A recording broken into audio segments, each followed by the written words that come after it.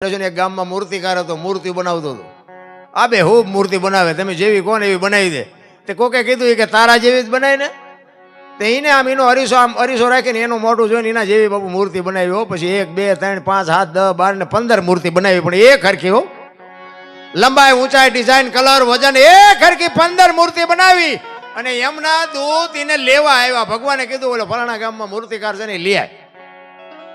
આને ખબર પડી છે કે મને લેવા આવે. એટલે 15 મૂર્તિ થી એના ભેગો હોઈ ગયો, સુવાસ બુવાસ રોકી. એ કે મને લઈ જાય. અને બાપુ આપણને કોઈ કેમ કે મરી જવાનું છે એટલે આપણને ફરક કેટલી હોય. બાપુ મળતા જેવો થઈ ગયો, મૂર્તિ જેવો થઈ ગયો. એ કે જો આમાં ભૂલી જાય ને ન લઈ જાય ને તો હમણાં 2-5 વર્ષ લેરકા કરી લઈ. એ મૂર્તિ ભેગો હોઈ ગયો. યમના દૂત આવ્યા, આમ 2 આટા માર્યા ને બાપુ નક્કી ન થયું કે આમાં મૂર્તિ કઈ છે ને માણા કયો છે. બાપુ યમના દૂત મૂંઝાણા. એ કે હારો આમાં લઈ જવાનો રહી જાય ને બીજો આવે તો ડખો થાય, આપણે ન લઈ જવો. એ ગયા પાછા. ભગવાન કે ઓલા લેવા મોકલ્યો તો કાં ન લે કે પણ હોળ હુતા છે. કે હોળ તો નહીં હતા કે તો તમે જાઓ. ભગવાન આવ્યા ને બાપુ, ભગવાને આમ 2 આંટા માર્યા ને ભગવાને કાન પકડ્યો કે મારા દીકરી આની કારીગરી જો મને નક્કી નથી થતું, આમાં મૂર્તિ છે ને માણા છો. અને વાત એ આજે આપણને એમ ખબર પડે કે મોત જ છે તો આપણે બાપુ આમ હક્કા ન થઈ જાય. હલી ખરા રૂવાડું ફરકવા દે. જીવવા હાડું માણા કેટલા ચાવા મારે. ભગવાને 2 આંટા મારે ને ભગવાનને એમ થયું મારું મને નક્કી નથી થતું, હવે આ કપાતરને હું ન લઈ જાઉં બીજો લેવાય કોણ આવે. મારે જ ગમે એમ કઈ લઈ જવો પડશે. પછી એમને હુજ્યું નહીં ને પછી આમ એક કરું બાપા વખાણ મીડ્યો કરવા. આ મારો બેટો કે કેવો કારીગરી છે, આની હથોડી કેવી છે, આની સીણી કેવી છે. તરત હાલ્યો એ કે મેં બનાવી, તને જ લેવા આવ્યો. હાલ કે એટલે ડોક્ટર હોય, એન્જિનિયર હોય કે વકીલ હોય કે બાપુ રાષ્ટ્રપતિ હોય, એક દી ઉપાડવાનો એ તમને મને બનાવ્યા છે ને એ બહુ હોશિયાર છે. તમારા મારા બાપુ કંસ કૌરવ ને રાવણ જેવા બાપુ હતા નહોતા થઈ ગયા. મોટા હતા મહીપતિ, ગજબ હતા ગંભીર, સબળ જેના શરીર મહાણે દીઠા મેકરણ. તમારું મારું બાપુ આમાં કઈ આવે એવું નથી. કોક હારા બાપુ દીકરા થઈ જાવ, હારો ભાઈ થઈ જાય, હારી બેન થઈ જાય, હારી માં થઈ જાય તો બાપુ આ પાત્ર ભજવવા ભગવાને મોકલ્યા છે. આમાં કોણ કેવું પાત્ર ભજવે છે બેઠો બેઠો ઉપર બધું જોયા કરે છે. એક ગામમાં રામલીલાનું નાટક હોય અને ગામના જુવાનિયા રમતા હોય અને એમાં કોઈ ભરત થયો હોય અને હવારમાં બાપુ વખાણ થાય કે ફલાણા ભાઈનો દીકરો ભરત થયો તો, પણ ભાઈ ભરત થયો તો, રામનો ભાઈ ભરત. વિચાર કરજો, 3.5 કલાકનું નાટક હોય ને એમાં 20 મિનિટનું પાત્ર ભૂજવી જવાનું. દુનિયામાં જો તમારા વખાણ થાય તો 70 વર્ષનો પલ્લો મળ્યો છે. ભલામણા દીકરો હારો થઈ જાય, બાપ હારા થઈ જાય, ભાઈ હારો થઈ જાય, નોંધ થાય નોંધ. બાપુ આ ગોપીચંદ ને ભરત ને હરિચંદ્ર ને મીરાબાઈ ને તુલસીદાસ ને નારાયણ ને આ બધા એમની પેઢીઓ શું અમારી અહીંયા કોથળા મોકલાવે કે અમારા બાપ દાદાના ગાણા ગાવશો તમે, લ્યો 2 5 10 મણ દાણા મોકલાવી. અમારા કોથળા મોકલાવે? કોઈ નથી મોકલાવતું. બાપુ જીવ્યા છે એવું કર્યું છે એવું એટલે દુનિયાના ગાણા ગાવા પડે છે. કેટલી કમાણી છે એના મા બાપે એની માટે બાપુ સંસ્કારનું સિંચન કેટલું કર્યું છે. ત્યાં દુનિયા એને યાદ કરે છે, એમ નામ કોઈ યાદ નથી કરતું. પણ સંતોને બાપુ શેડો અડે ને તો જ મેળ પડે. જો આ હળદીના ઘાટ ઉપર રાણા પ્રતાપનો ઘોડો પૂજાય છે, આ સંતની કૃપા છે. સતાધારમાં પાડો પૂજાય છે, સંતની કૃપા છે. ચમરાળામાં ભેંસ પૂજાય છે, આ સંતની કૃપા છે. કચ્છમાં દાદા મેકરણનો કૂતરો ને ગધાડો પૂજાય છે, બાપુ આ સંતની કૃપા છે. હવે સંતનો બાપુ જાનવરને શેડો અડી જાય અને જાનવર પૂજાય. હવે આપણે આપણા પાડોશી સારું નથી બોલતા. બોલો, આપણને એમ થાય કે આ માણા ગધાડા કરતા બે જ નથી. આ આપણી નજર સામેની વાત છે ને. આજ એ બાપુ એ જાનવરોની માનતા આજ તમે રાખો ને, સવારે માનતા રાખો ને આજે તમારું કામ થાય બાપુ જાનવરોની. તે સંતની કેવડી એની માથે કૃપા છે, પણ કોઈ સ્વીકારવા તૈયાર નથી. ભલામણ ને કે હું તો સંતોની બલી મને હું મારી વાત મને માણા બનાવ્યો હોય તો સાધુ એ બનાવ્યો. બોલો ને કે આપણને ભજનને હું લેવા દેવા. બોલો આહા આવડવા જો લાઈવ હાલતું હોય ને અત્યારે તો અહીંયા અમારા અહીંયા બધા છે ને મારા વિરોધી અત્યારે વાળું નહીં કર્યું હોય. બોલો આ લાઈવ જોતા છે ને કે અમારો દીકરો જ્યાં ગામ જ્યો છે આ બધું જોવે ને કે મારો દીકરો આ ઠેઠ કડી પોઈ ગયો એ અહીંયા હળગતા છે બેઠા બેઠા. આ લાઈવ જોવે ને તો બધા હળગે અહીંયા.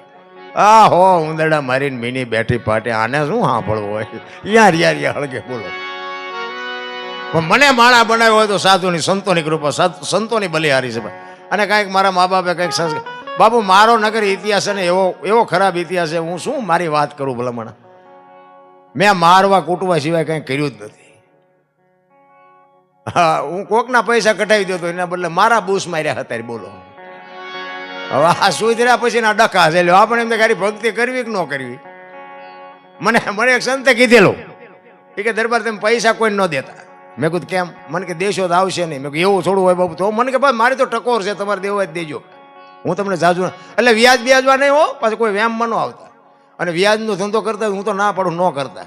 વ્યાજના પૈસા કોઈ દિનો ઘરમાં લવાય. પણ આ તો આપણી પાસે 2000-5000 રૂપિયા હોય ને કોઈની આપણે ઠેસ કાઢી હોય એવા પૈસાની વાત. મેં કીધું બાબુ એવું થોડું હોય, ગમે એને બધાય દઈને કોઈ ન આપે હોય તો મને કે તમારે જે કરવું એ કરજો, હું તો તમને ખાલી ટકોર કરું છું. પછી હું વિચાર કરતો, મેં કીધું ભાઈ આપણે હખણાત ન રહે. મેં કીધું બાપુએ ના પડે પણ અખતરો જ કરવો ભલે ન આવે. અને પછી આટલી ખબર પડ્યા પછી તો આપણે આમ વિચાર કર્યા વગેરે આપી કે આ તો દયાનંદ ભાઈ છે, એ પૈસા ત્યાં પાછા આવે જ તેને ભલા મને લાખ રૂપિયાનો માણસ, એમ ન ખબર પડે. એવું પાકું કરીને જ આપી ને. તે પછી મેં 7 જણાને આપ્યા છે ને હાથે હાથે બૂસ માર્યા. બોલો હાથે હાથ. આ સંતોની સાક્ષીએ કહું છું, આ ગૌશાળામાં બેઠો છું ને એક કઈ ફાયદો નથી દેતો. બોલો જ્યારે કહું ને કે 2 દી રહ્યો 2 વર્ષ થયા, એ 2 દી એક હારે ઉગવાના નથી ને મારા પૈસા આવવાના નથી. એટલે કહેવાનો મારો મિનિંગ આ સંતની ટકોર. બાપુ સંત એટલું જ કે પછી વધારે ન કે. પછી એમ કે મરો દો મરો, તમને કીધું તો આંખ નથી ઉઘડતી. બસ સંતની બાપુ એક ટકોર જ હોય. અને એ ટકોરમાં બાપુ જો સમજી જાવ તો દુનિયામાં બેડો પાર થઈ જાય. વસ્તુ આટલી જ છે. એટલા જ માટે મહાપુરુષો કે છે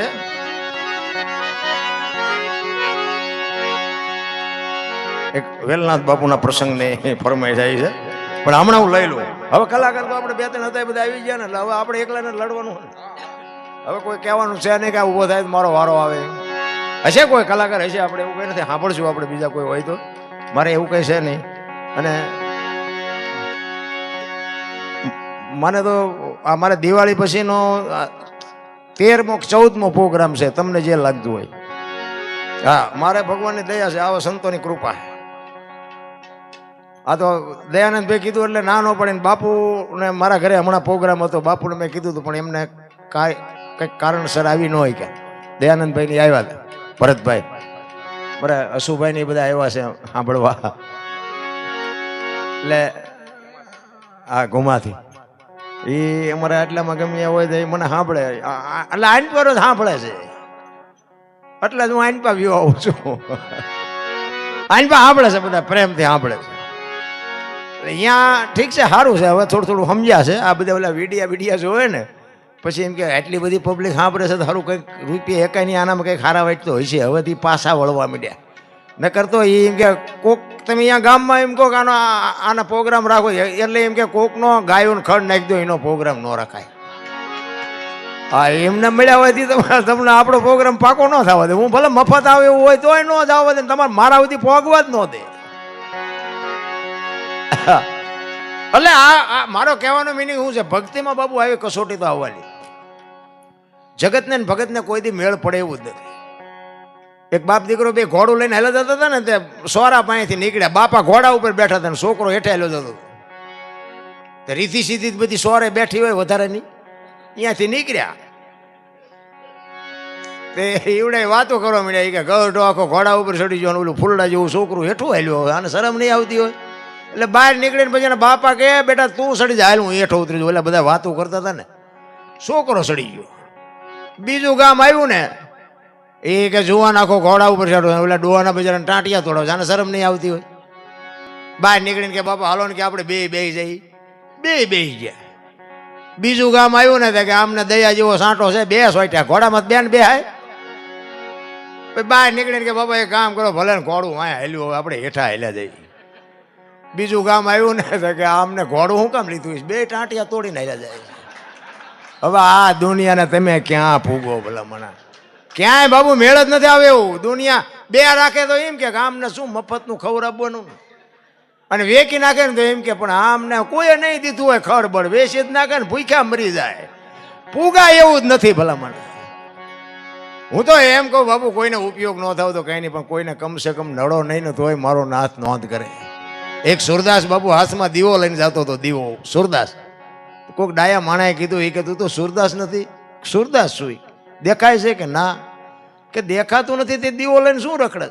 એ કે આંખું વાળા મારી યાર ભટકાય છે ને પાડે છે એટલે દીવો રાખ્યો. દીવો હોય કે મારી યાર ભટકાય તો નહીં, મને આંખું નથી પણ આંખું વાળા મને પાડે છે એટલે રાખ્યો દીવો. અને હાવ 100% સાચી વાત છે. સુરદાસ નક્કી કર્યા વગર પગ ન મૂકે. આપણે ખાઈડમાં જઈએ ત્યાં ખબર પડે કે એ ઊંડી હતી ત્યાં હળવા મરો ને નથી. ઘણા આમ તમે જુઓ તો એન્ટ્રી રોજ પાડી પાડી નીકળતા, આપણે મજા ઘણી કમાણી લાગે, ઘણી કમાણી લાગે. એ તો 40 વીઘાનું વેકે ત્યાં ખબર પડે કે આ તો ઊંડી ખાઈડમાં વ્યાઈ ગયા. એ તો જાય નહીં ખબર પડે. એટલે આમ જ છે તાર બધું. અમુક અમારે એક બે જણા દેવા છે ને બાબુ, ખેતર વેચીને ટ્રેક્ટર લાવ્યા. મેં કીધું આ નાખશો ચા ફળિયામાં? અને લાવ્યા પછી કે ટ્રેક્ટર તો લાવ્યા પણ કે અમને એમ કે ટ્રેક્ટર છે એટલે કોકના ભાડા કરજો. પણ ભાઈ હાથીડા લાવવાના હતા એ કે યાદ જ નથી, પૈસા ખૂટી રહ્યા ને જમીને વહી જઈ. તો મેં માથે બેન ફરો મોટર ગોળે. આ કોકના વાદ કરી કરીને આવા મરવાના ધંધા ન ગોતાય ભલા મને.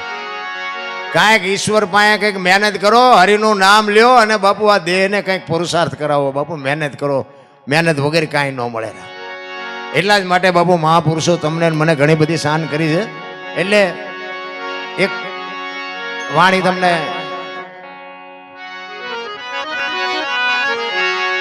ગોરો ભગત પ્રજાપતિ પોતે માટીના વાસણ બનાવજો. બાપુ જેનો તાર હંધાઈ ગયો હોય ને એના હજી આજની તારીખ સુધી બાપુ ભગવાન કામ નથી કર્યા એવી વાત નથી.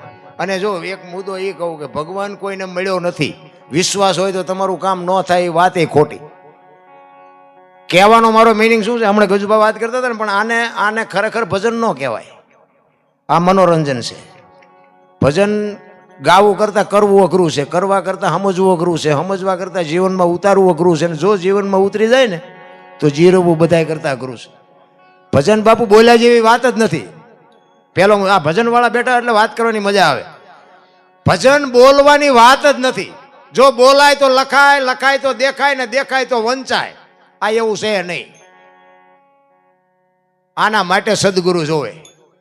એટલે ગંગા સતીએ કીધું ને 21,600 શ્વાસા ગણવા હોય તો ગણી જોજો. 1 મિનિટના 15, 1 કલાકના 900, 12 કલાકના 10,800, 24 કલાકના 21,600 થાય. જેને ગણવાની છૂટ. આ પરફેક્ટ હિસાબ ગંગા સતીનો. બોલે બીજો નહીં, પરમેશ્વર છે પોતે, અકલ મઠા અવળા મથે, બહાર જઈને ગોતે. મારો અવાજ તમારા કાન સુધી આવે છે, સંભળાય છે, દેખાય છે? દેખાતો નથી, ઈ જ છે. અને આ દેખાય ને પછી એમે નહીં દેખાય. આ ચોખ્ખી ચટ વાત. હું છે ને કોઈને સારું લગાડવા ગાતો નથી ને હું સારું લગાડવા આટું થઈને કોઈ પૈસા લેવા આટું થઈને કોઈ કલાકાર બન્યો એવી વાત નથી. આમાં આપણી મહેનત છે બાપુ. કોઈ મને ભગવાન મળી જાય કે ગમે રૂપિયા મળી જાય કે મકાન મળી જાય કે તમને મળી જાય, તમે કોઈ મને દઈ નથી દેવાના. બાકી હું તો આ તમારી હાજરીમાં આનંદ કરું છું ને, એ મારા હાટું જ મથું છું, તમારા હાટું મથતોય નથી. આ તો ગંગા હાલી જાય, પીવો ન પીવો તમારી મોજ. બાકી આપણી મહેનત છે 101% કે તને એક દી મેળવવાનો છે, મેળવવાનો છે ને મેળવવાનો છે. જીવતો રહું ને તો તને મૂકવાનો નથી, એ વાત પાકી છે. હું દિલથી બાપુ કહું છું અને દિલથી ભજન કહું. હું જેવું ગાતો મને આ ચિરાગભાઈની અરે મેં કેટલાય પ્રોગ્રામ કર્યા, મને ખરેખર આ મેળની ખબર નથી પડતી. એવડે એમ કે થઈ ગયો એટલે હું કહું હાલો મારે મેળ આની યાર કરવો હોય. આ મેળ તો મારો નાથ કરાવશે જ, મારે બીજી કોઈ જરૂરી નથી. અને પૈસા તો આપે દુનિયા, એમાં કઈ મોટી વાત હતી. પૈસા વગરનું તો ઝેરે નથી મળતું.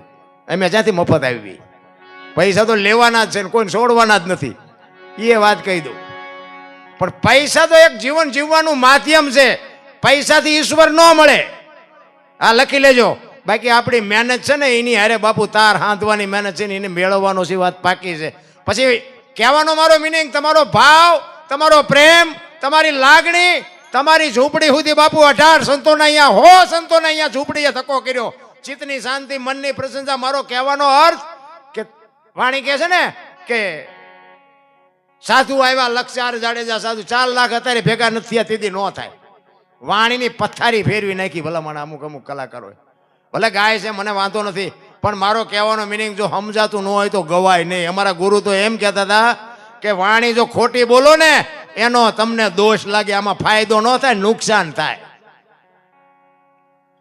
તમારું ભજન પાકે ને તેથી 4 લક્ષ લઈને તમારી ઝૂંપડીએ મારા નાથને આવવું પડે. ધર્મ, અર્થ, કામ અને મોક્ષ આ જેસલનો પ્રસંગ છે, આખી દુનિયાને ખબર છે. ભજન પાકે તેથી એને આવવું પડે, આવવું પડે ને આવવું પડે. ભલે કૂતરો થઈને આવે પણ એને આવવું પડે ને આપણી સામે આવીને ઉભું રહીને કહેવું પડે કે હું ઈવડો ઈ જ છું. મુદ્દો આ છે કહેવાનો. મારો મિનિંગ એવી અંતરની વેદના હોવી જોઈએ. તમે આ બેઠા છો એ ખોટું અમે કે રાડ્યું પાડી છે ને અમને મળી જાય ને તમને ન મળે એવી વાત નથી. અમારી પહેલા તમને મળી જાય, પણ તમારી અંદરની બાપુ વેદના હોવી જોઈએ. વેદના વગર તો બાપુ કાંઈ. આપણે 500 નોટનો ડટ્ટો હોય ને આપણે ગણતા હોય, એકેય નોટ જવા દે આપણે આમ કે રામ રામ તોય બોલો ખરા, ન બોલે. એકાદી વહી જાય 500 નો ધુબ્બો આવે.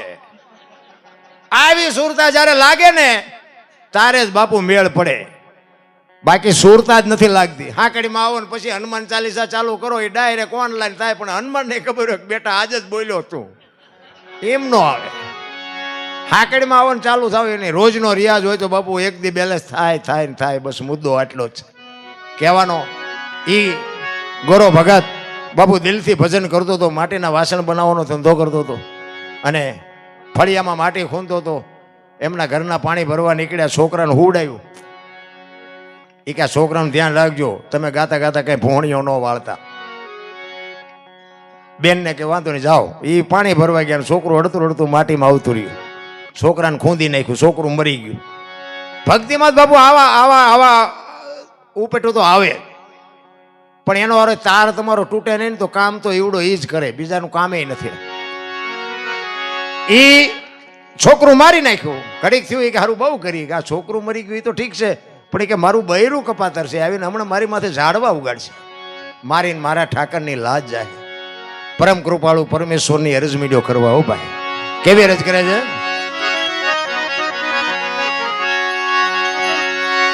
ઘરવાળીએ ઘણું કીધું તું, તમે રાખજો બાળકનું ધ્યાન.